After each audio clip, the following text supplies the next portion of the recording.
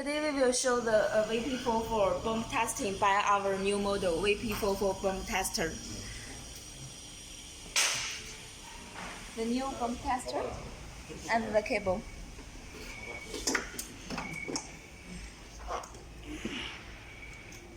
First, you need to connect the cable with the bump.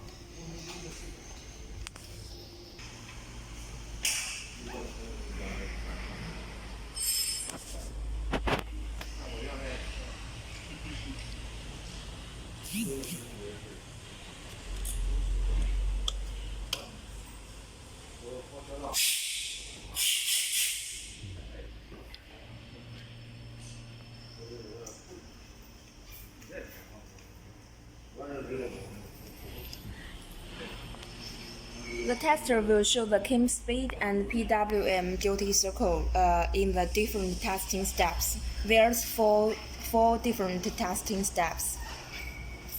Zero oil quantity, start, optimal efficiency, and max oil quantity. And the system will show some standard oil quantity in the different testing steps. You can check and confirm. There's 3 different languages in the system. You can change it by the touch screen: Russian, Chinese, English. And here you can choose the pump model: 4 cylinders and 6 cylinders. Start.